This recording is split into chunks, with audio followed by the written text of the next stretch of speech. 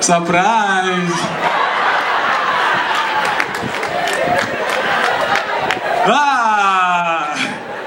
I love you guys. By the way, my friends keep saying Northerners are scurries, Simaya Northerners are policemen. Wow!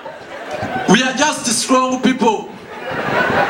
And to show you that Northerners are strong people, we don't stammer. There is no Luo who stammers. How do you start stammering in Luo?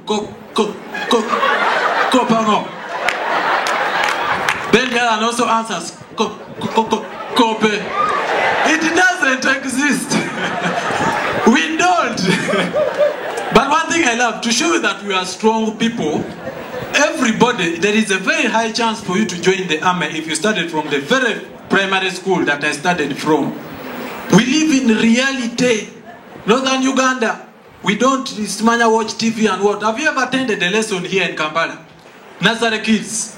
Guys are studying things that they watch on TV. They come, class, it is time for news. News.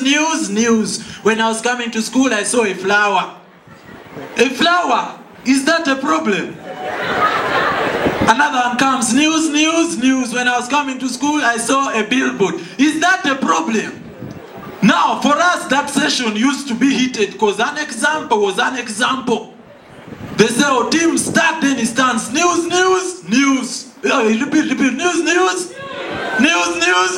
When I was coming to school, I saw a grenade. Actually, it is here. Who wants the pin? Then the teacher says, bring it here. You don't use dangerous things in class. Next time, use something like a panga or a spear.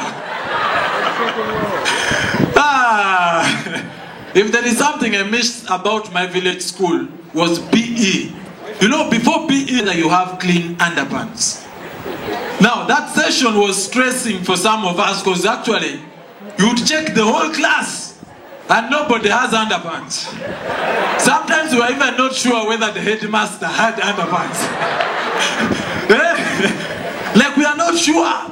So one time they were checking accidentally, they bumped in one of the students. He had white underpants. White, not only underpants, but white underpants.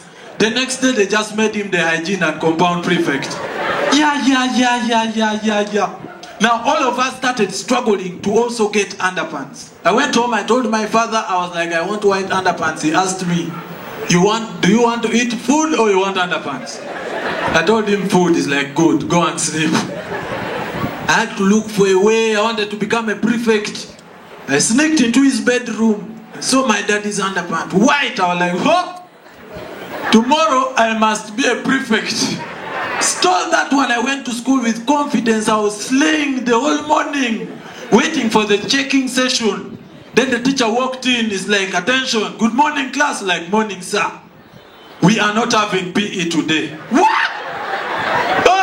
I raised up my hand, I was like, excuse me, sir. At least check the underpants. Then he's like, no, we shall have it tomorrow. Only to come out, my dad was waiting for me. Why did you take my underpants? Now I'm moving, just... Hey, things are not easy. But guys now started stealing underpants from their parents just to have credit from the teacher. One guy stole underpants. They were not even white. Just underpants, but it was too big for him, so he had to improvise with the chikwanso. Here, when he came, they checked, the guy had, the teacher was surprised. The team, oh my God, I can't believe you have an underpants. Then we went for PE, the teacher's like, now we are going to do what you call a part together. Part what? Part together. Then the teacher like, okay, we start, a part, we jumped, boom! The chikwanso flew, pew! The team remained at a part.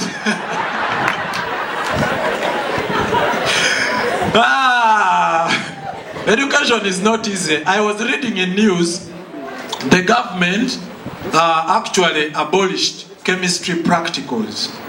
It is something very good, but they did it at the wrong time. When I've left school, I suffered because of chemistry. Yeah! Another thing that should be abolished is mathematics. I would revise. You're going for an exam, you read the algebra, you read graphs, you read logarithms, you read what you know, you are covered. This time you have them. Then the teacher says, start, you read the instructions, everything is clear. You look at your name, you write, you even design your name, everything is clear. Then you go to question 1. If x divided by 2.5 equals to 3y, calculate the value of x without using a ruler, a mathematical set, a calculator, or even a pen. And drop a perpendicular using the square root of 41 as the LCM, in bracket 30 marks. Now your brain starts debating, this question is not for senior 2, it is for senior 6. This one, let me go to the next question. You go to number 2. Using the answer you got from question 1.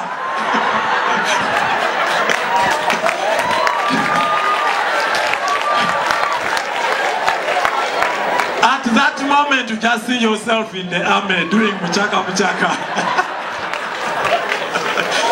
Hey! Me, I'm telling you, if there is another thing that the government should abolish, it is wedding meetings. Have you ever attended a wedding meeting? They look for all the ways to squeeze money from you. They'll start, you have come late. Put something in the chairman's bag, you put. The next time you come early, you have come too early. Put something in the chairman's bag. Now they reach a point, they don't have any reason. They just start looking for random reasons. You are looking at the Mugole, put something in the chairman's bag. The next say, you are even breathing. Put something in the chairman's bag. Guys can squeeze money from you. Another painful thing, have you realized when poor people are having their wedding meetings, their budget, when they are reading the budget, they want to have everything they did not have in childhood. They put it at the wedding. When they are reading the budget, it's like they are reading the national budget. Mama, the chairman comes, ladies and gentlemen, we request for your undivided attention. Now we have decided for transport, we are going to use a hammer and a helicopter. Then also, we as the committee, we opted, we are going to use a rotating tent, the one that detects the direction of the sunshine. Members, if you watched Mara Clara, you know what we are talking about.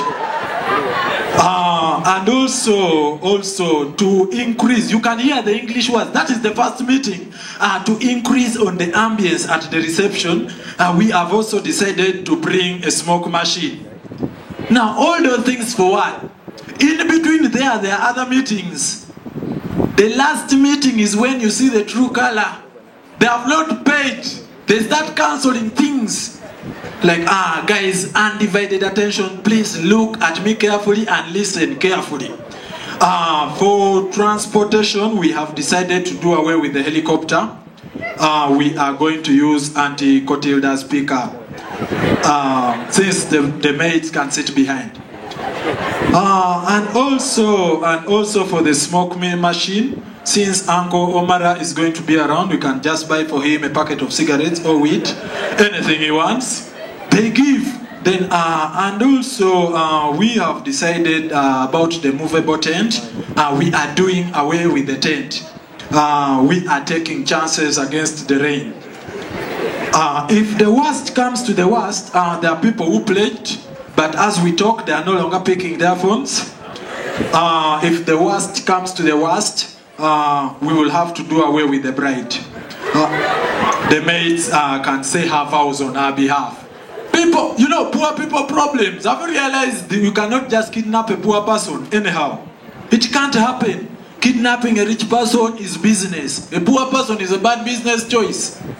One time one of my kid brothers was accidentally kidnapped with another kid from a rich family. They called the rich family first. Hello, is this the father to Marvin? Like, yes. We have your son. If you don't send 20 million, we are not releasing him. 9 a.m., 20 million was sent. Marvin was released.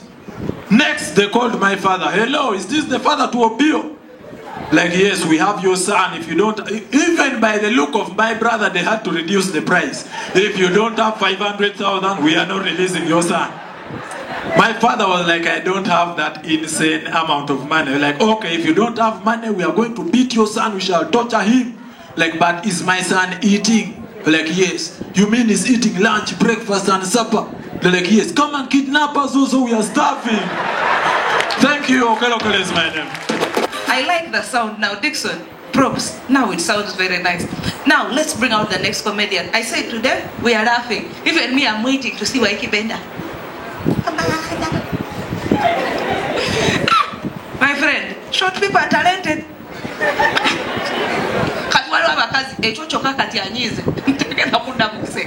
No, this is a comedy show. Everything, terms and conditions.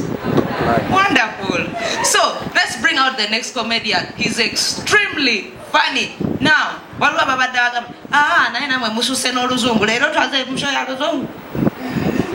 we care about you.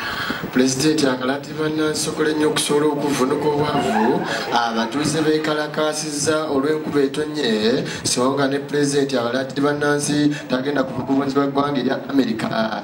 Essaawa z'amawulire ag'ekiro kya leero mu nsi mutano bannaffe abatuuliza ge mawulire okuva wano Butereevu Theatre Labonita omusomizi wamala Balunabba.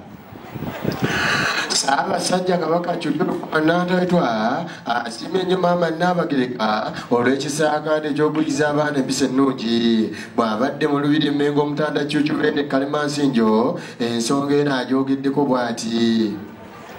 Kye tugenderera kya kuyamba abantu baffe ssaako abaana b'eggwanga. Tubeebaza nnyo abazadde olw'okukola omulimu ogwo omulungi okuweerera abaana babe ekyokulabirako eggwanga. Tubayita mu nkuuka nga 31 kye kijja obbagatta nga mulimu ne Buganda yonna. Bw'atyo maaso Mogiruke lwa Kyukyurukuba Nnantaweetwa bw'abadde ng'ayogera mu Lubiri Mmengo. Omubaka Alan Ssewanya Makinde East yalaze obutali bumativu mu Parliament olunaku lw'eggulo bwe yajjidde mu Ovulo ng'alinga akira kaagenda okukanika amasannyalaze. Sipiika wa Parliament Kadaga bwe yasazeewo okumufulumya era mu kumufulumya Alan Ssewanya yeewozezzaako bw'ati. Ababaka tebalina ssente za kugulanga kkooti buli kaseera. Tetulina ssente za kugulanga ndavvanti buli kaseera bayuza ngoye zaffe. Knowledge, what should we do? So we are probably telling Kadaga to improvise and sustain security in Parliament. But Omubaka Wajika Makinde Ssewanya nanga ayogera. Omubaka Katolo bw'amagamyukidde mu kkooti bw'abadde ng'atwaliddwa olunaku olwaleero nga yeewozaako ku ttaka Royal Theatre nti yalibba. Omukyasi waffe Diana Kibuuka katuviire ku ntono.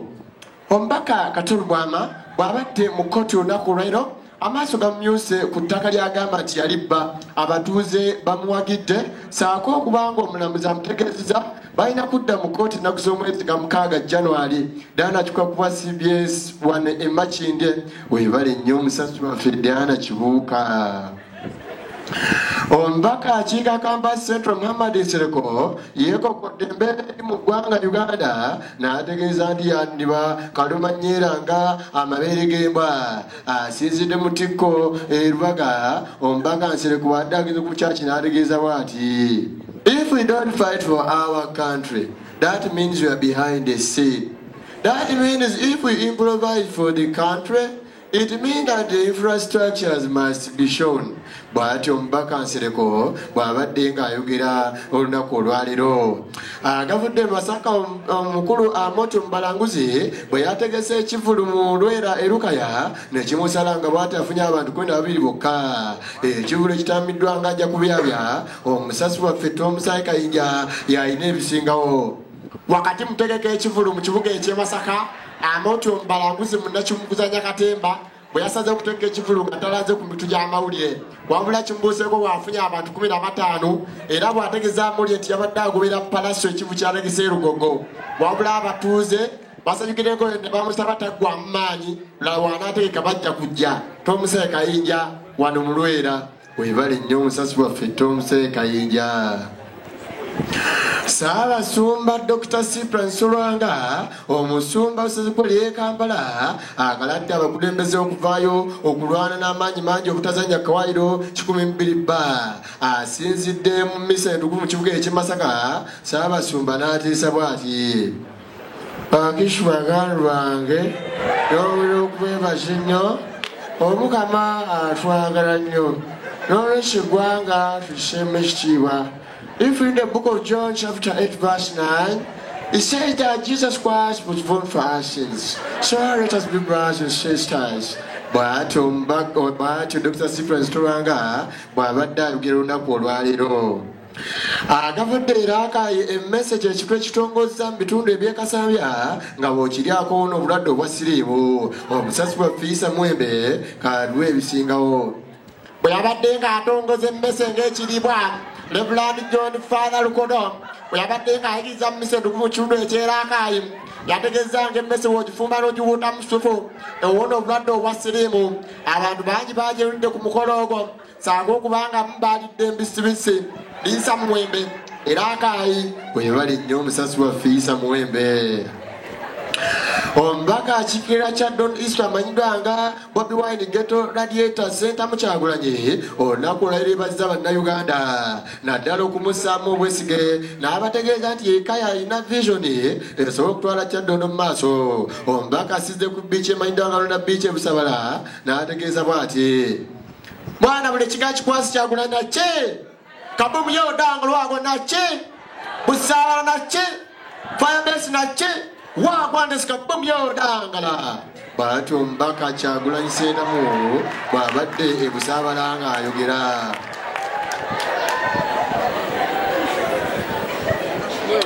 agavudde mu ggwanga erya America omukulembeze Engineer Donald Trump Jr. yeekalakazza bw'akutte emizinga 16 n'azikuba mu North Korea ategeeza Engineer Kim Jong-Fang Ibn Almasi tokubwesuka sikwekuulya bulijjo akakolekoe kaasooka kirivu Barack Onyango Obama amutegeeza tokulwanagana sig'emaanyi kyova olaba amaanyi gye gali asinga embazzi ewaata Barack Onyango Obama Jr. yewozezzaako bw'ati nga bw'abatabaganya ku CNN.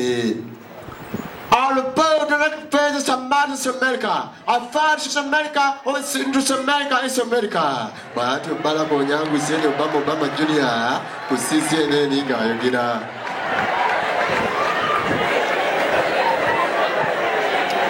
Wabula President wa North Korea Japan Kim Jong-un amanugudde nti kabeeru baaleka kibeki alina okukuba eggwanga erya America n'atuusa kabi Japan Kim Jong-un North Korea ategeeza bw'ati mu Japan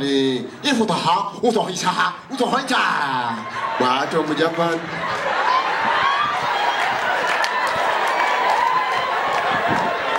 otubaniza ku TV akawungezi nze Frank Walusimira amawulire ku sawemo ekawungezi akolunaku lwaleero DJ yongeza ku microphone eno tusobole okugenda mu maaso ekintu kitwala tubebaza okujja ku theatre bonita olunaku lwaleero dakiika erimu yakadda ku sawemo ekawungezi mbanikizaako nze Frank Walusimira amawulire ku sawemo ekawungezi akolunaku lwaleero kale ndaba ne VIP nalwo lwaleero ejjudde si bwe kitera okubeera bulijjo naye kale mwekubireko mu ngalo kubanga musazewo theatre bonita nga gwe mulama yongeza ku mike kakati situjja kulwawo nnyo amawulire agakulembedde olunaku lwaleero abaka Kyaddaaki bateesezza komoni ya pulezidenti giveewo ku myaka 7 gyokka Julius Senkandwa abadde mu palamenti kabituwe ababaka okuli Muhammad Nsereko Sakoiza Bobi Wine olunaku lwaleero be babadde mu palamenti bateesezza komoni ya pulezidenti giveewo ku myaka 7 gyokka pulezidenti alina kubafuga okubafiirako ababaka ekibasanyudde saako n'abantu bonna mu ggwanga ne bateesa nti Museveni bali bamukooye wadde nga ye ategeeza yakyalina vision ya Uganda. Julius Senkandwa NTV Kasawemo kale Julius Senkandwa n'ebyo nabyo tubitegedde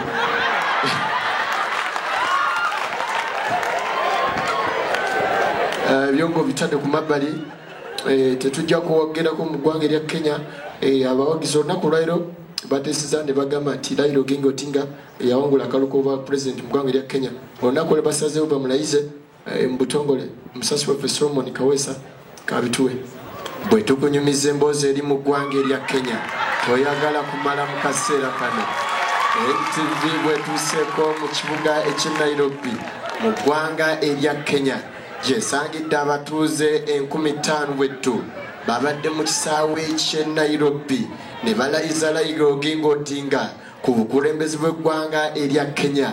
Kifaanaganako nga na wano mu Uganda Besigye bwe yamibwa okumukisa okusobola okufuga eggwanga Uganda. Bali tebalinze lwankya kukeera kijja omanyi ng'omukadde anogejjobyo ti bwe siikoze ewaakiri naawuuta. Solomon Kaweesa, NTV ku ssaawa emu. Solomon Kaweesa kale singa bwe mukuba engalo muleeta ne ku ssente ku stage nga kirimanyi siwewa twagala tulaba obwebiri obwetaano nga buyitiŋŋana. Ono yasoose mukubireko mu ngalo ez'amaanyi 10 lukka otweyambululiramu.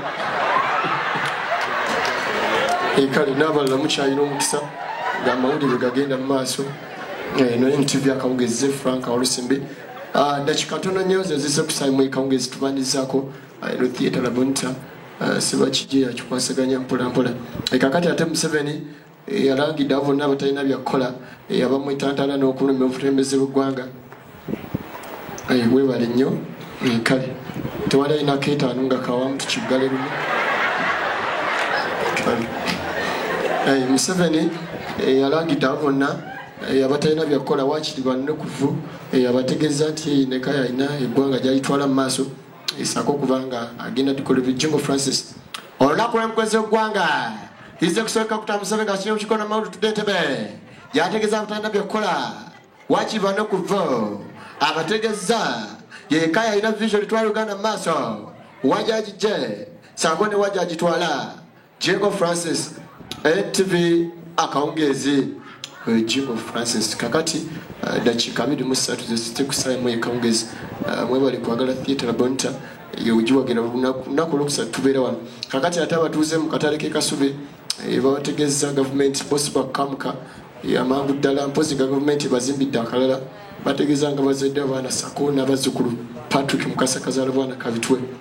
NTV kusambandizaako ze Patrick Mukasa tusinzidde n'omwena mungona mu katale k'e Kasubi abayo ne bategeeza NTV si bakamuka kujja ku gavumenti ebazimbidde akatale akalala bategeeza bazaliddewo abaana Sako n'abazzukulu Patrick Mukasa.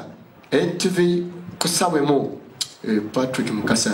Kakati mu NTV kyogereko kiki kyolowooza mangu ddala tutadde ekibuuzo ku Facebook ne page yaffe ne Twitter tukitegeddeko nti kiki kyolowooza ku kawaayiro 120 bba abakugu naye nga tutagenda kawa 120 bba kiki kyolowooza ku musajja yenna ayinza okugenda mu katale okwesanyusaamu okugula ku bakyala tukimanyi bibeerayo n'asangayo muganda omuwala oba gwe ssente oziteeka ozibuusa kika oba ogulamu muganda oyita ku Facebook ne Twitter NTV oteese.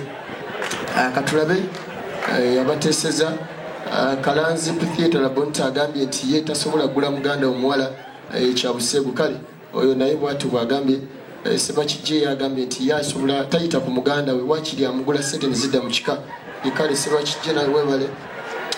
Kabaata agambye nti naye tayita ku muganda omuwala n'amuleka n'agula abalala. Kale naawe Kabaata webale n'abalala mwongere no NTV tubasibidde ze Frank Olusimbi NTV bwegenze maaso temuvaawo sule bulungi.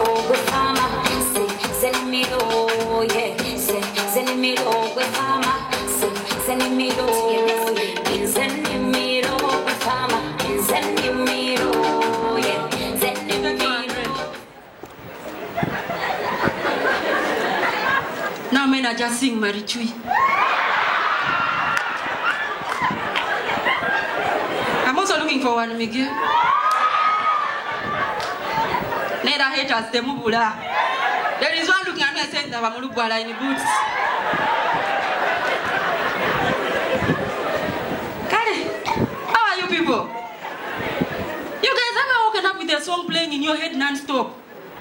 A whole week, Farmer has been in my head. I don't know why. Why is it because I saw Waiki Bend on the poster?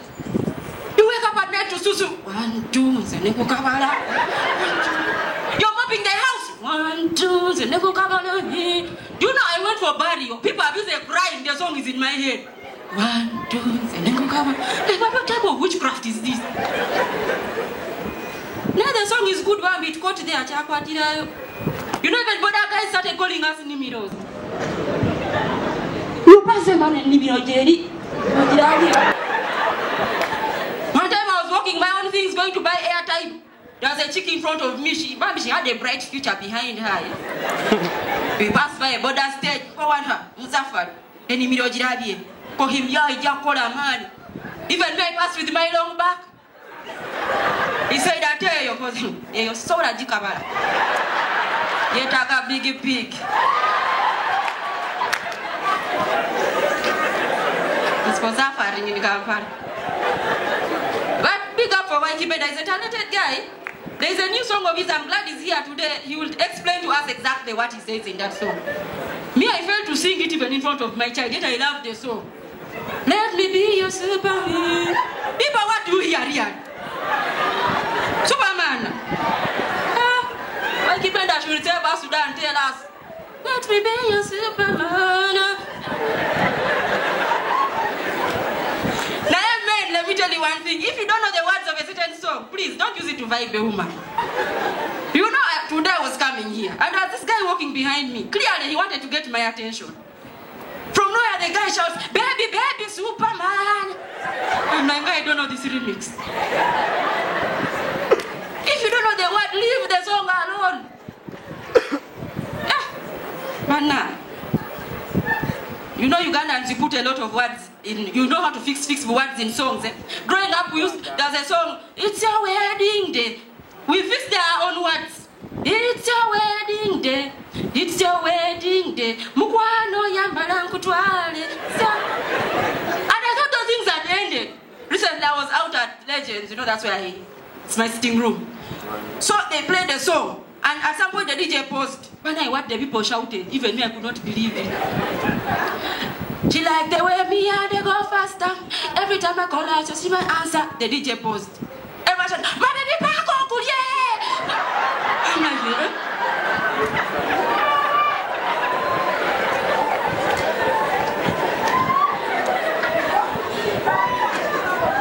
We like fixing words in songs. That's what they shouted, even I could not believe my ears. You know, I came back. I was not home the whole weekend because I had gone for burial. So when I came back, you know, you enter the house and my husband was busy singing. Oh, mama, oh, mama. I'm like, wow. Every day, eh? I'm at the bedroom, I'm changing, the man is singing. Oh, mama. I'm like, wow. Out in the kitchen, the maid was there singing, you are my stamina, dead. I'm like, Aggie, you are finished. It seems there's a collabo in this house when I was out. The real stamina mommy had collapsed. Like the owner of the song also, the chick felt like a sack of Irish. Did you see the clip? It is not good falling when you are old. Chiruma. You know a kid can fall and stand up immediately, but you fall when you are old. You will remain there until someone helps you. That's how she felt, like a whole... You know, the song says, and we take a flight to Dubai. But that time, her stamina took a flight to Dubai. She left on the floor. Darling. You might find she drank 1 cup black ice, and that was the result. Leave alcohol for veterans like me. Okay. One time someone asked me, Agibana, when you never stop drinking? You ask me that question, I have a standard answer. I will stop drinking when John Walker stops walking. And the man is still walking. So where is okay? We shall stop drinking when John Walker stops what? Walking. There's a Musama in the audience, you can hear from the accent. Eh? They are already around. I was invited for a boat cruise and was whatever by them. That boat cruise, there's an old guy who came to me and it's like, hi baby. And I looked at the man and yeah, I was actually a baby. The man was old, he looked older than the island we were going to. You know that some people call you baby and when you're looking at them and you're just seeing fossil. That is how old that man was, an ancestor. He was like, hi baby, I'm like, hi. He asked me, so aren't you a bit too young to be on this boat cruise? I told him, no. He said, how old are you? I told him, I'm 30. He walked away. Now the friend who invited me was very annoyed. She said, now is that how they answer these things? So China to the message sent. I'm like, hey. So we watch and learn. She went and stood at some strategic corner, organized herself. 2 minutes, the old man had come to her with the same pickup line. Hi, babe. She answered, hi. Aren't you a bit too young to be on this boat cruise? She looked at the man and said, no. The man asked him, how old are you? He answered, I am ripe. 2 minutes, they had disappeared. I said, oh, you? You know, boat cruise, you're going to go back home broke and you even came. Basamba, they are here. Now what killed me was some Indian who was on the boat. That guy looked like he had not even stepped in Uganda. He looked like he was straight from the airport to the boat cruise. So while they are backbiting the man in Uganda, he was with a white woman. So my friend asked him, can't you also Mukaziwe? Me, I can't even ask him, where Mukaziwo? Mukaziwo? The man turned and asked us, Okorechi. I almost said Masao in the middle of the lake. Thank you, good night.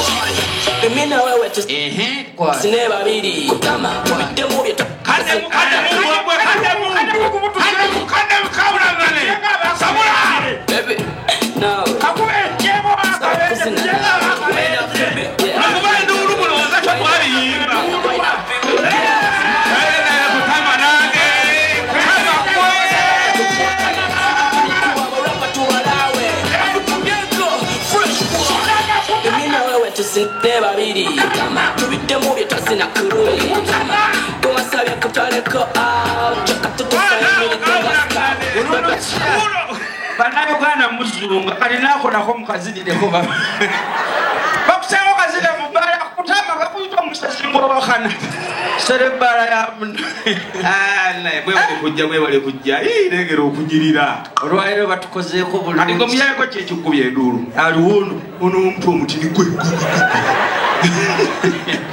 saa kubye endulu oh my god I love those guys why is looking around? Olaba kyesiko kwagala ko obwana. Pulira. Kati okalabako. Bwe bwana bwe bayita bu beautiful. Bubaka kagambo cute babies. Kati abo baba kawe ekirabo. Puliti. Era kati ako kaina amanya. Ekirabo kibaako rapa ya pinki. Bwina amanya gaabo. Gabaganja ulu kati. Chanel. Shantweet, Shamqueen, Shampagani, Shamprit. Where got you? Osha musanga mwita doka soyo. Oba omodi. Yeah. Kudiro chimoporosi. Era nabirabo bebamuwa. Biba byanjawulo ku mazalibwa. Erinya terisa lwakole bamutuma. Kati shamba busiko vya siko. Siko. Tebamutuma lisalwako liba lyemalirira.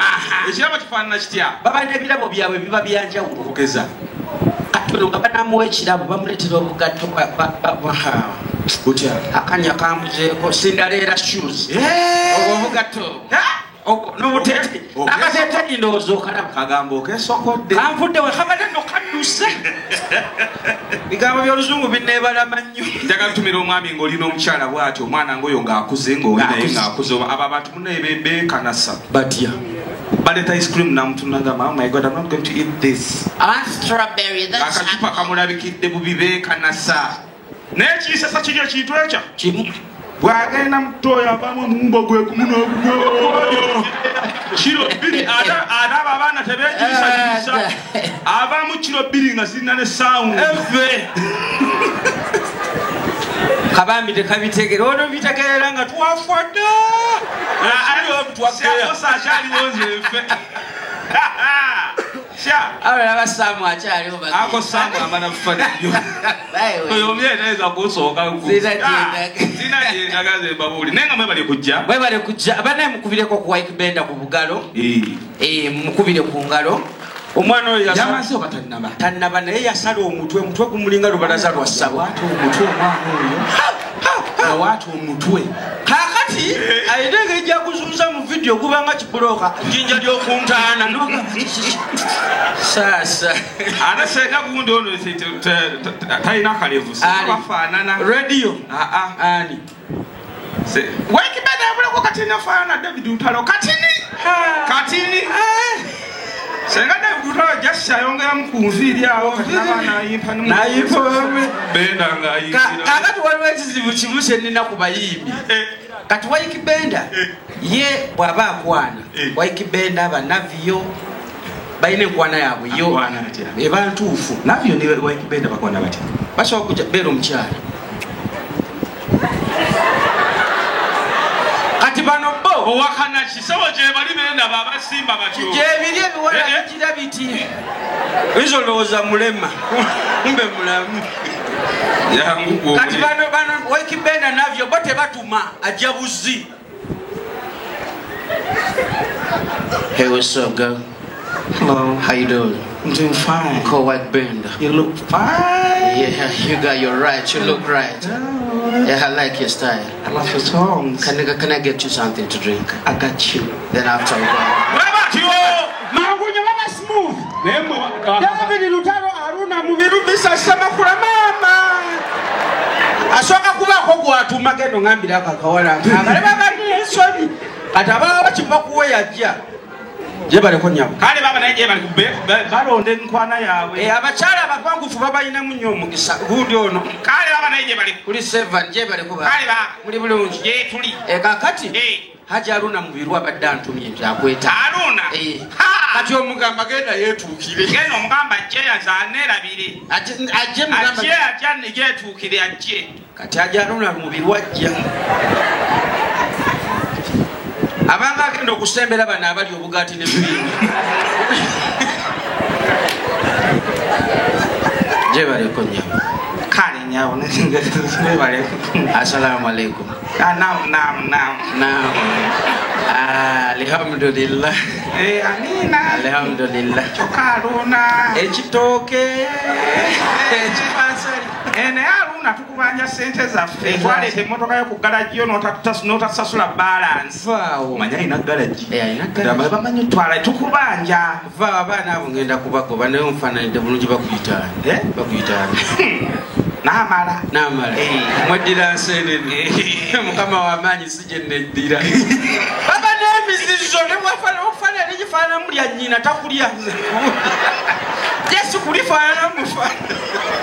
Akati muzungira nnyo ku baana b'abannabo. Baliwa. Leeta serebu akwana omulugwala eyakulira wano. Omulugwala nga wawano. Wawano yamanyi wawano. Kaleete serebu yaba mumagufu.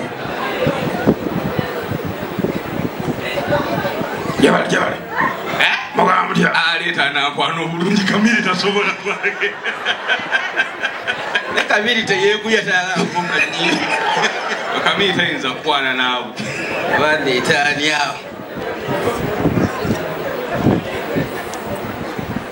Hello. Oli otya? Jebalika bakugamba batya? Oli bulungi. Bulungi. Bambi. So. Bampita Waikibenda. Bakuyita panange. Waikibenda. Waikibenda yagala muyima yo mulungi. Waikibenda. Yes, I'm a Superman. Waikibenda, yes. Superman. Yes. Silako. Superman TV or Buffalo? Superman, Waikibenda. Superman. Neli mukasaza mumpe. Atofayo ja kuwanvu. No problem. Waliwo wempanvu we. Obadaza kukwana. Mbale kwetaaga ofaananira bulungi. Kukwana nze. Bananga bantu baleta bizibu bakuyitaani. Inarogorogoko.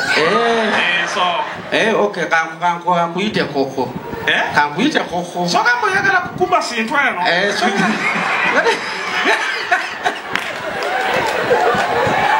Mulugwala batabuse. Kakati waliwo abalala. Baliwa. Oyo mulugwala mukyala. Nze kyemmanyi ku balugwala abasajja. Ba Northerners. Okero. Daniel Omala. Gereza era awo wetubatuyitira awo wetumanyi obulungi. Kyemmanyi bali abamagufu ye talina budde abanga w'amagye engeri gye balaba entalo edda. Tebakyatya ajja kwananira kyekimu. Asanga omuwala ali mu kidongo awo ajja. Yes. Hello. How are you doing? I am fine. Ali bulunzi. Yeah. Nze bayitako opio wano. Opio? Yes. Anange. Oli otabaitako kani. Ze Plascovia. Plascovia. Solo kupi na Pulo. Pulo. Yeah. I can call you Pulo, no problem. Kakati Pulo. Nze kabadde kagala kugulira saa kunywa wano. Baba echo kunywa no problem. Okay, bakagenda kunywa. Yena kunywa Tascamal. Tascamal. Bakuwe super nya. Bigi ezocha. Bakuwe nya. Babenya. Yes. Oh my God. Bakuwe koko, bakuwe kuku wano balye. Bakongala kuku wano. Tawali buzibu. Kakati. Kasobola kusuka mukatene. Amasi sabara. Sina mabina wano. Waje. Asa kufiira ko. Obusungu nga Rukulumye. Ya kunswaza nawe bantu. Yo kunswaza kantumire ku mwami nga akafuwa empewo. Sawa zino. Akafuwa empewo enchamu. Bana bali mu happiness bali ku masimu be ku basalafi guli mufuwa. You have the time to kufuwa. Kwa kuba ebintu ogenze noyogera ku kyamasimu n'enzijukira. Omanyi abasajja fena tumanyi rhinos zaffe bwe zifaanagana. Zibaako obubakuli awo oyimirira n'obaako byofulumya. Kakati munange ngenda mu kiyigo bulira okunkumula ndi mu normal size. Asubire bwena mukitegera normal size amukulu ashiri. Kakati normal size bamanyi am okay. You are okay gwoli wo. Era batuuka mu kiyigo ofuna n'obudde obukwatako ku kisenge. Nutunulira normal size wo. Kakati waliwo omuntu eyazze. Olw'okuba kimanyi ndi mu normal size. Sebo nenkolako n'olugezigezi ne munaganako. Wamugize oti tomanyi byase nabyo. Embwa yasumuludde ebintu byayo n'ensuula omwo nedda ku WhatsApp. Eyabadde ali ati katandisa ogira nti kale n'olwekyo mwegendereze nnyo nga mweragaalaga. Waliyo abantu abali extraordinary. Kantumire ku mukyala nga akawala k'omunda tekakutuuka kali sayidi emu ne muwala wali sayidi nga kabadde ki. kati nawe ng'oli comfortable ate sebo ng'oli serious otudde ogire oti. Abadde kamuwala we. Naawe omwami ng'akaako ak'omunda kalina ekituli wali ewatuula akakutiya. Nga akakutiya manyi akakutiya akasala ako sebo k'olaba. Kasalira ddala. Akakutiya akasala Katonda yabawa omukisa abakyala mulina omukisa. Katonda yabawa enviiri yabawa ebyonkwawa n'abawa maaso n'abigwa. Katonda akuba ebisiraani abaami. Tulire ku nviiri mu nnyindo. Too bad. Mu ngalo. Mu matu. Ku bulago. Kusanga omuntu sebo ng'alina enviiri mu kibatu. Era nga mukulu gyeba naye ng'alina omuntu. N'omusanga n'omweviivi.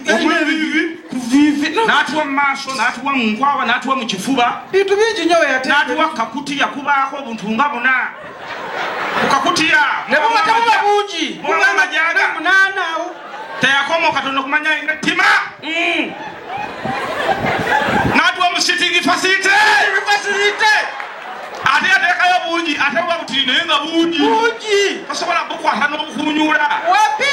Olina kwokya bwokye, how can you burn that thing? Yaba kusanga batya okutema kansi weegezaamu makansi. Suicide. What is that? Ate okozesa ejjirita, oyinza okukozesa ejjirita ne weesala ewazi. Ne weegaziya. Era basinga tuzunga nabwo paka bukaddiwa ne bugwa. Bukuunyuusa. Sanga n'abasajja nga mukaaga nga lunaku lwabwe lwakuunyuuka. Ku makya abeera bagamba labonita batandisa otuloga. Kuma abantu babadde bakuunyuuka. Olwada kosanga nga yafunye obudde bwe. Obanga musoto weeyubula. Mu nnyumba. Waliwo abayo abagumu mu nnyumba ye. Pulira. N'atuuka bulungi nnyo neyekuba evvu bulungi. Buli ekyoto. N'akuunyuula biba biije. No buli wamu n'akuunyuula n'asuula awo. Maca mu musangayo. Baataawo nnyo omuliro sigo watulese. N'ekyo mukyasamira omwo. Omwo oyiikira amalusu omwo. Era pesa bulijjo tolimanyi mbu olikoonako likuba ekidongo. Kati lyo katutuule tetugenda vaawo katwasabe n'obudde buse kwataawo gwe mbukabizzeemu. Wamma twagala okubagamba banyabo ne bassebo. Omwami ng'olina omukyala gwe weegomba. Kiri ekintu ekya yatula woba mugambe kozesa sign language baleetera ekintu bagengeri gy'oyiiyayiiya wefuule kasiru beebe Wanji. Chichi. Obatechi. Wanyi. Chichi. Mama Mary. Ete wali tabu. Chichi. Oyagala kuyonka. Simple waka. Batita batoka zimwe bajenda sasa zeki.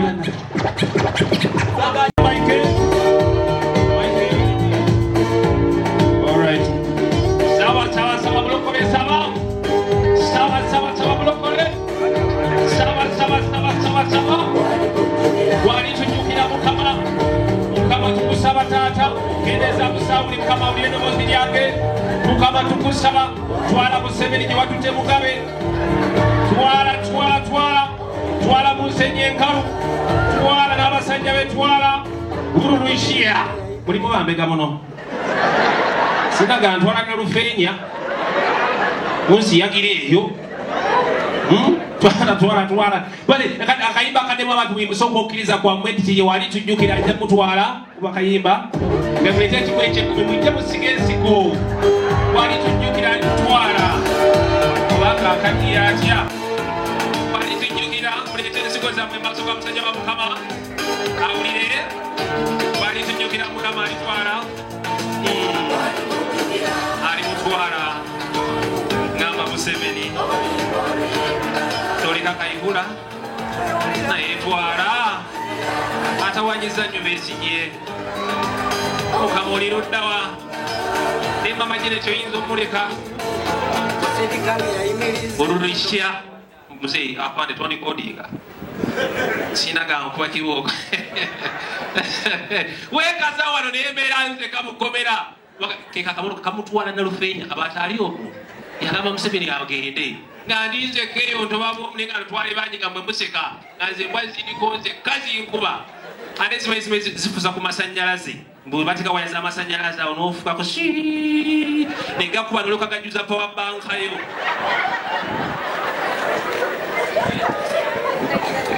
Abayi President Museveni aleka abeera awo neyerowoza yerabanga Spiderman. Beba basajja abakulu boolabanga tebakyayambala ndaweya. Gawa yambala ndaweya ate ndaweya zibanyiganya yambala kibokisa kikomeeno. Abanga yambala akapale kabatabuliki. Eno wano kali kakafaananyi ka Spiderman. Wano SpongeBob square pants. Natambula museti abusi ndebega yerabanga Spiderman. Era ng'ayinga abamu ne Runabbish. Alabanga nabuwe ya muluma. Ayakanga mu abasirikale munya. Anzo kuba yamenya n'ebizimbe ebikuba ekiro ng'ababibuukirako nga Superman. Ekiro naye wali kupima akafaananyi awo singa bukyalumu nga President Museveni yabuze. Ng'entebe yagirese awo yabuze n'agenda ne tumunoonya nga talabika.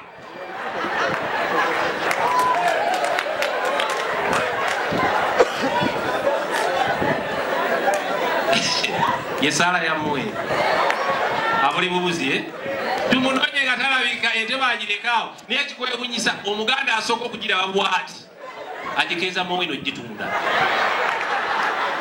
ye tagiraba mu byamakulu Omuganda olaba atunda bijja byabajjajjaabe ati Museveni alekawo bwentebe Omuganda miliyoni nga 2 ziri mu ntebe eyo agikeeza Mowino owuli abajimba kale badde ya Museveni yabukadde bubiri entebe yiyo badde ya Museveni yabukadde bubiri yiyo ani agigula ng'agireseewo Omuganda ye watula gwalaba entebe tasobola girowooleza bingi tiwewe gitulamu entebe eno nsobola okufuna bino na bino liru nyingi ye buli wajjaga ku TV wati President ng'atudde obanga ayogera alaba bizinesi wedde emirimu alaba ng'entebe yagifute mu basikulaba eya Museveni eyo alaba ng'erimu ssente empitirivu nnyo Abaganda bazibu nnyo Abaganda obugalo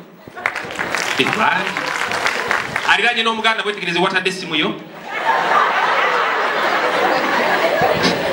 agikubbako ng'obadde otudde naye tangasitukawo n'oginoonya n'ebula noka simu yange obeere wano ogikubako nevugira mu nsawo ina mbadde njiteka ku power bank iyi n'essimu yo mbadde ku power bank aye nga togikubi era kingana abasajja abasinga abawasa Abaganda babeera liikirira osanga omusajja ng'alina mukyala we awaka nga wabaddayo awaka tatwala bintu agulira abaana appo obukyokuleeti busuli naye nga mukazi we tamuwa abasajja balina empisa embi asobola okugulira abaana be naye mukazi we azaala abaana n'atamugulira kyokka ng'ayise mu supermarket naye n'agula ka chocolate ka appo n'aleetera abaana be biscuiti naye mama w'abaana n'atamuwa ng'amwera aliikirira obubbi be basajja bagenda okulaba n'agenda ne waleti ye mu kiyigo yekupasa kulima mu maaso nakuweri yereka mama wabano gikwata ye omusajja n'agenda okwebaka mu buliri waliti n'agisuza mu kishooti kye wano era kayibakira wali waliti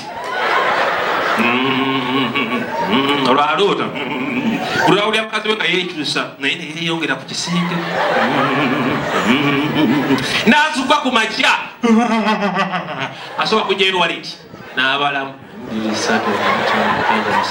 teyanzibye mama gulo taddeyo kyayi n'agenda ng'amweraliikirira bale ndi smart abakazi bagamba banendoza kanyuma okuliira ku kyayi kali simaati niyo jana omusajja wano ng'akubye ekikalo alinga akawumbo ka munno mu kabi alinnya amadala ga vip eri alina atambula ng'akawumbo akubye ekikalo naye ng'alina sente alinako ani yansimbye naawe lindako nzija naye ng'alina sente nosanga akasajja akali simaati nganze buba bukoddo aliwa n'abaana bangi nga tebubalabirira abasajja obuli simaati nga buba busibu nnyo buba bwezi nnyo nnyo nnyo nnyo era buzibuba naye bugenda mu mabaala oyinza okulaba mbega webbaala ngaze sokompetere bana bapetere bentebe oli mukunyumira waaka agala kumubba kati mbega webbaala ajja mpolampola ali smart nolowooza ofunye omusajja kasajja kanyirira nekatuuka mu bbaala nekatuula nekasuka kenyiiza kalowooza ogenda kasaba ebyebbeeyi kati kala bonitero nekesungusula wita najja kabuuza ebyokunywa ebizibu ebitalabika moyina igo tewali kale ola bonita kyeno moyina senator extra oba kibuku shake temumuyina muyina chairman esb naye temumuyina kale baala kyeno nabuuza bwalese out wama street ogenda kunywaki Ampe mountain diva ogenda kulina koki negoliro andi tuwomera ku soda ye mukazi wokimaa soda talina opena ebikazi ebibi naye gyengala ku bikazi ebibwa n'omukwano teri asinga kikazi kibibwa namukwano naye obukazi obulungi muba bweraga tebwagala bukwatirira tebwagala bukuba kiisi bwoba owunyakamwa naye ekikazi ekibi nowojja ne kiisi ngaejjudde ebijanjalo kumanyo kijaniriza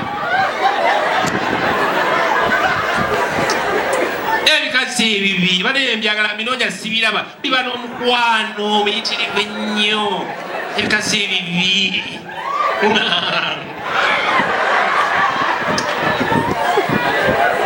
kiwembejja ekikazi ekibi kikuwembejja bannange olwomugenze mu kisenge oyingira ekisenge kyakuliiza obwedda kiri ku buliri kikuliize ekitandika okuyaayaana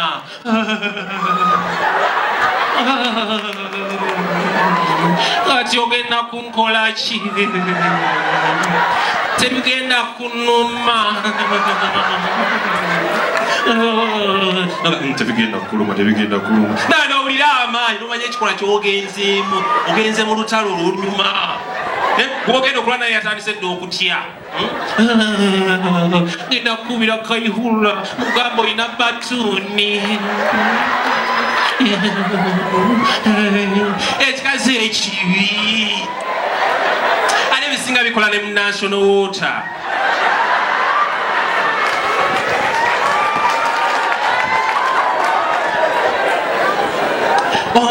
omala emikono nekikwebaza nokwebaza takagimuwebale weneyanziza nnyo tokusenkwongere talina okukola kale webale kyonkoledde kankusiimuule nako mitiri basajja bagala basiimuula nze omukubbo webamaze emikono waya yakukwatirira yaki eka nebakegere njewulize naye agakazi agabigaba gatendekebwa basenga kirina okuyoyoota ekikwaniriza naye abakazi abalungi mutandika emikono nga kali ku whatsapp kagobako bwe kyakika ku whatsapp sawa zigenze ka ku whatsapp ate kagwawo bugwi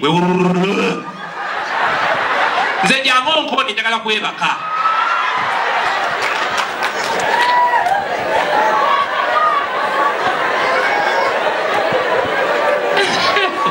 kola ebitaja myaka gyange kamuze ku basajja abakulu abali wano nga tuyagala kunaaba ng'otya amazzi aganyogoka nga ne boddayo awaka nga amazzi gaweddewo amafuta temuli oyomba osooka noyomba mama wabana njagala kunaaba muntere amazzi agange naaba agokya naye nga tewali mazzi n'amafuta gaweddewo n'amanda tewali amasanyalaze tekuli kati nkole ntya mu fulasi kati muli mazzi gabuguma munaye mulimu amazzi naye abaana ku makya bagenda ganyo nga bagenda ku ssomero muntabulire oyo musajja n'abayiteko ku bakya nga abunya budala siini ngapita nga ayina akawoowo kubeera nabikyayi bw'abaana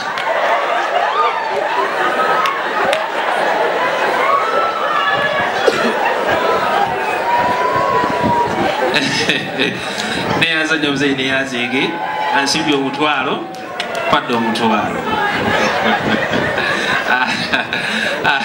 kamuze ku basiraamu mwenna abali mu nyumba waliwo omusiraamu ayi bamubyeko engatto ng'ali mukwazina ku makya ku muzikiti naye nakulabidde ejja n'omukadde wange kuno kwazina kwokumakya yabadde ali mukwazina allahu akbar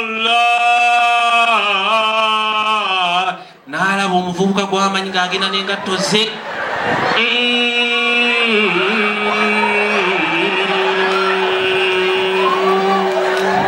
mutya abakomyawo engatto zange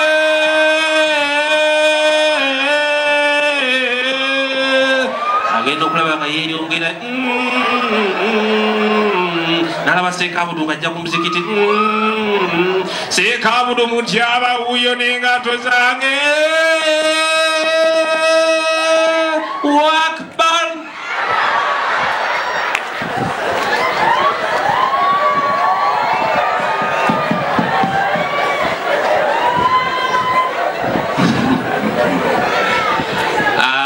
abagaga abali mu nyumba wano omanye enyimba abagaga bamunye okwano omwala w'omugaga ng'omusanze wano memba mugenze mu kilabu noba n'omusanga mu kilabu nga muli mu kuzina munyumya bulungi nnyo naye eri kyolina akayimba k'ekigaggaawo oba kafirigo bandi baba banyumya omusanze mu kilabu byabaddamu biba birungi nnyo bakayimba kafirigo bandi awo tuli mu kilabu maba abagaga bazina nyimba ezo gira tukiggale mpolampola aba n'omusanga omwala w'omugagga notandika okuzina bebi gyebale akali nawe ekyebale gwani lwakuta lwekyo bane lwekyo mbeera ntinta bannange wazaalako sizaalangako nze ngimbeerera mpolampola nnyo kakati nkutwale nina emotoka yange yanga bmw empaking ok kakati oli otya nkugulira ekyokunywa amoke nifu nomuzina mpolampola ngaoli emboozi egobagana olukya naye ogwa ku miswaswangula egyebwayise kuba akayimba kadansi olowulire miswaswangula egyebwayise ogusanze mu kiramu ogwegombye olulukya kuba kuzinanga ogwina sponsa kuba akayimba kakuse Come right now, back in my heart. Sick of the issue, every time to run it. Now let me talk to you, sit down. Mommy take you long, but when you return it up to the house.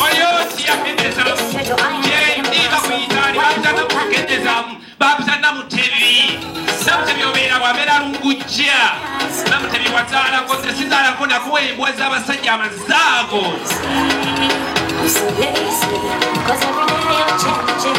okugala omuntu abamawulana nai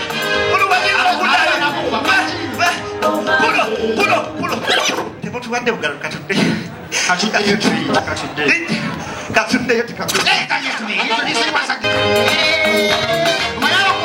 amaanyi okusina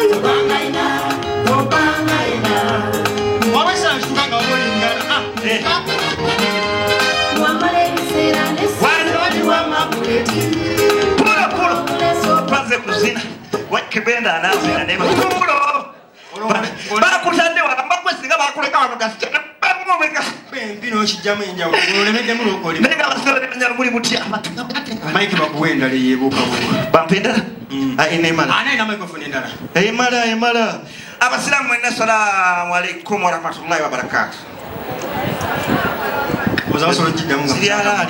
ziri alaali omaye abasiraamu nsinga kunyumirwa b'amataali abamataali bayimba naye obuzibu bwe balina buli omu bakalifa balina obuzibu bumu enjala ebaluma mangu kusawa y'amataali ate kikira babayise ku mukolo ogw'okukola ki ogw'edduwa ayimba mu eddakiika ezo enjala n'emuluma ate bwemuluma atandika oyita mu maseeka abakoze ku byemmere allahumma malaikatahu yusalluna ala nabbi nga namwe muddamu allahumma salli wa sallim yusalluna ala nabbi wasooka ne bakangamu sebo raga tali murege yekka ne mataali mubeera mu introduction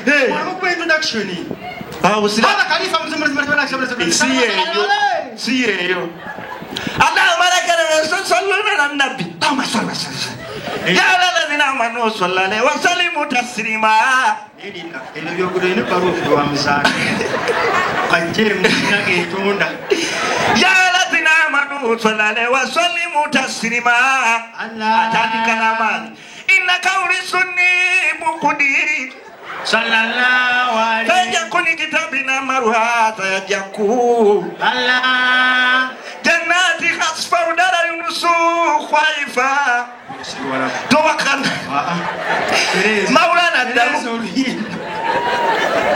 Allah ebigambo byolwala busibyawo ozijja mukalata inna sunni swaiba Allah tagamiza sunni kitabina sunni marwa Allah injaritani komulwa inna tangani sunni sallallahu alaihi aitari okum sekabudala sokoje inna sawni sunni kasifa daraja sallallahu alaihi sunni swaiba waji omuchere gwaba matali kuli kutiya mushakulonda balonda muloda astagfirullah inna sunni twaiba tagamiza sunni bukuda sallallahu budala sokoje kairuhu minni fi sunni hafisu wajisema enyama y'abamaseke tusewa bakagiteekamu amazzi nfudde inna sunni kitabina marwa kati ono yamukutula omutima sayajja kunni kitabina maruhu sekana sokoje inna sunni unarakainu bukudi wajisema njagala ombulire ettooke ly'abamataali lituuseewa bakyawa astagafu entegekege nga zimufampa dabidamu nkulayirira ate obusiraamu bunyuma bwebusinga okunyumira muswawumu waliwo kano akaddeko okusinga okukaaba anti ekikubirizibwa okulya ddamu emmere ekubeeremu nga ki enjala eruma muswawumu nnyo terina gwemanyi terina gwereka ate abamu balina obuzibu basibulukuka bubi olina okulyako katini kulani egamba olyako katini ng'okola ki kyogere mulabu saija kuni bukudi hafisa olyako katini ng'osibulukuka okitegeera olya kati naye abamu bakola ensobi ne mutuuka mu swala y'olweggulawo zuhuli kati ng'ebirungo tokyasobola bituukiriza jukira balina wano ne muddako wano ne mumala ne mugenda wansi kati bw'oba tebagoberedde mateeka ga Kurani nti olyako kati waliwo abali ennyo ne basuusa abantu balya n'akaaba n'okukaaba era omusanga aka mubuuki obadde ki ng'ali mukaabira kati tugeze oli maseeka gwe imaamu gwakubiriza essola ono yalidde takyasobola kugenda ku biyungo Allahu akbar abeera n'agwabanga agwalamuyegawo biggwayo awo alazabulaza mungu okirabye mbadde ngenda awo wangisabo alazabula mbadde ngenda awo naye jakitegeera sijja kusobola omanyi obusiraamu bukkiriza okulaza ebyokuteekawo kabbaaga apo galufendo yali akusangako mu nnyumba manyi tugenda tulwala senyiga ng'osise ekintu kyobwoki senyiga badde akuluma oyagala kuwandula n'akusanga tunawandula neweebuzaabuza wabula nanga wenyenyaza kale kati abantu kyeka kiba kitegeera kikole tulabe kikole zegayiro friend kikole kisike nawe nga bakisika ekintu kikole kiveeyo ekintu kijjo okikwatire mu kamwa agala baja tibaseseme wano sika kijje wansi nga kiva mu dayafula omuzisize kisooka sigamira kyakubiri tomumanyi microphone alabika atugamba sika ekintu sika muleke nammwe bwekito bwe twakikoze kale kola kyokoze kola kati tonabira gwe musa how are you have come gwe musa what is it I'm going to go batoyongera chichi sigenda kutuula nga gwe musa nze ngenze we sijja kutuula nze olaba alemeddeko n'okimira tuula oli akuttene ku mutwe agamba abaana Maulana walefunye ku chance nosanga omuntu ananagira nga yakola ku gondi ku zino public toilets za KCC nga ananagira kyokka oli bubi ofa disability obeera impotent okunanagira oba impotent temuwakana oba impotent yosomesa abaana mu kirasi katugezozze oli bubi jangu ng'ofa babeera betuziza ku butebe ababa bayimiridde bwagira bu toilet paper bwabuzingulu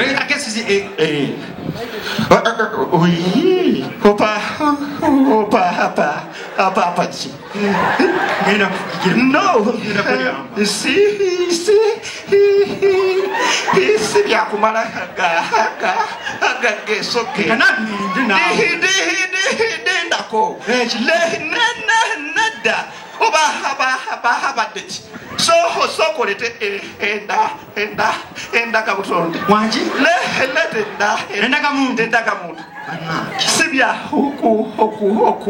okumalaga mpeya ddala nnyo mbendagamuntu yanga Maulana tolina kankutaase kwata totunulira akafaananyi ebintu bya ovuga boda gira naawe tukole oyogaba muwayiriza naye abali maaso ndoza mulaba endaga muntu si onagenda tujja mukala kitagenda tufuwa sente nagira akola tujje mukala asaba sente omuyaya ayinza okukuteega emaani yabadde swaga waliwo abaagala fuwa naye ngaokyokuyimirira owanika omukono tuzikima ezange muziwe waikibenda dira kufuba bwero olinagaa nali njagala okufuwa naye nga sinawo empita jasi wanika omukono ozikima temuli awuja jati badde agenda folongoko ovabadde ki kwati lete endaga butonde kwata naawe kale nina kugikohoko nfaminga oba yegwe yegwe omutaka omutaka yenze naawe omutaka balisoma bateryo omutaka diki ikahakasoro yenze naye bazadde bo nabo balimu lwaki bakumalira ebiseera eryaki agamanya asatu mulimu enjawulo erwa wakati wa omutaka ne diki na kasolo kale yengi oli na wa water nobana noyingira munda oba wakayingira dakika emu najjako amazzi tulye Owaye. Amazi gakagenze. Kana namwe muwulire kye tubeerako nga mugajjeeko. Linda, manche kitegeeza okujjako amazzi mukanyu. Ate oyo wa toilet yaba akuyambi. Nosanga omulokole nga pasita. Nga pasita wali okuya P5. Oyina muganda wagudde ensimbu. Agudde ensimbu. Ani asobola okuwa ensimbu awo? Kalera jangu kalera. Brother wagudde ensimbu. Kati pasita gwe muyina wasabire wa P5. Ananaagira katiita. Anaasobole naye eryo litunula nsimbu. Jangu kati kalera tugenda kukola bweki. Ogenda kuwa ensimbu kwa brother wange. Bitegundwa nga akusabire. Pastor, naye ona si pastor, just muweereza. Abalokole balina olujjanja. Kale gwe ensimbu kalera. Gwe ensimbu awo. Tuula wansi. Togwa kati soko otuli. Tuula wansi. Kati fuka akudde ensimbu. Wano oli muzikiti sebo. Kati webakewa bange yebaka. Kati gwe ensimbu. Soko olulimi. Gira naye soko olulimi. Nabayo omuntu akudde ensimbu. Ani. Kati nze nzanya. Ono yazanya gwogwa. Kankana ajja bisobola. Kati ate bambi kibifa tetujja kuwa mike lero tewakoze. Gwensimbu. Ebigambo ina bingi naye gwensimbu. Soko olulimi. Jayo kankana kijja bisobola. Kati ita pastor. Naye asooka agwa ebyensimbu ebyaddala. Kankana se leka gweyo kale yemala. Pastor. Wanakude ensimbu. Ensimbu. Bano pastor ku P5 yatuwadde zino si nsimbu. Ono daimoni. Nsabire kale. Oli laisi. Sembera wali. Bano tusiba tubasabira. Sabanno. Karepa. Paya. Toseka temuli buse. Pastor sababisabira omuntu awene.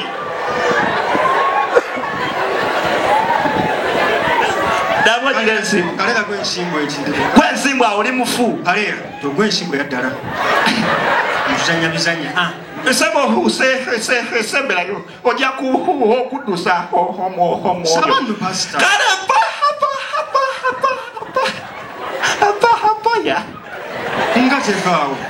Ndi nako kuno gwe semba. Mu linnya lya Yesu. Fire. Pastor ngesimbu tegenda.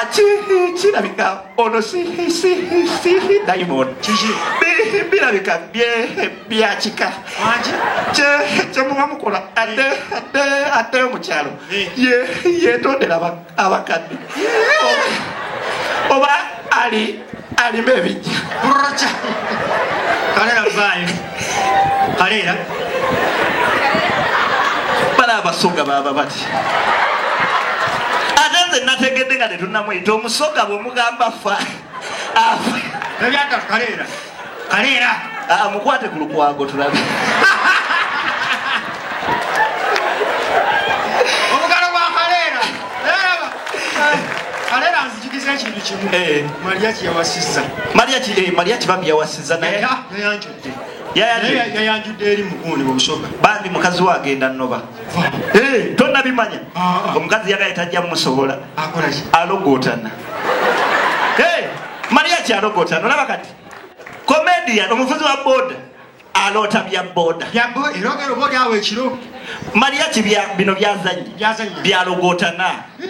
Gwe mukazi webake. Gwe mukazi. Ani. Gwe mukazi. Kunze nani. Nze portable. Nze aba portable. Nze Maria ki. Nedda sewe.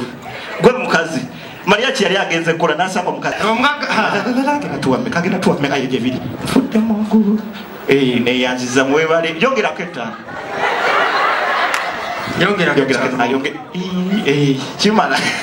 Kimalawo.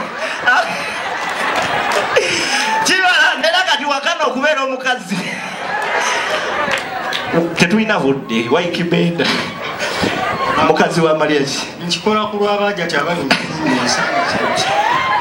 omuntu bya omulimu gwakola gwaloota webake Mariaki mukazi we yamunindako mu ntebe nedda ssebo omukazi teyamunindira mu ntebe yamusanga yeebase ku buliri webake ku buliri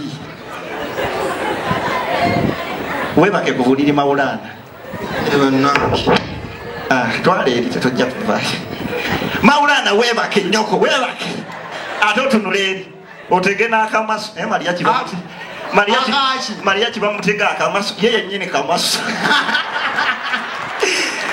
Mariaki yebase olwo olaba Mariaki bwabaze ku stage alina obuganga obukanga yenze MC Mariaki asooka n'akonkona nze MC Mariaki pote bugayo omusajja alina fige twalaba kubuko oya akonkona we nayingira nagenda neyeyozaako najja mu buliri era n'obuliri waba buyingira asooka kulanya nze ayingira obuliri MC Mariaki pote bugayo omusajja alina fige twalaba kuko oya nayingira obuliri kazi yamusanga yeebase teyafaayo jjukira kasajja katukakoye kabadde neshonganye kagwa bugi omusajja omulimu gwakola gwalogootana yena ensonga lwaki Mariaki agenda nnoba atandika mpola ologootana ije Burudia kazi yekanga tuli mu theater ije Burudia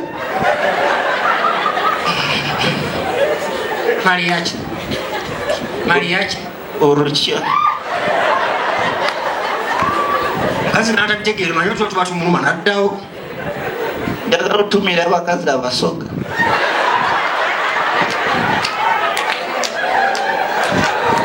naye ngonjagadde nnyo ntumirako leero kazi n'addawo ng'oli yakuteekamu obukadde bw'ensimbi okwanjula okutuseeka ng'obutundu bwo bwa Uruchia njagala otumira abakazi abasoga bamuteekamu sente nnyingi okwanjula mutuuseeka ng'obutundu bwo bwekyama bwakatiyoni Uruchia. Thank you so much, ladies and gentlemen. Mawulana.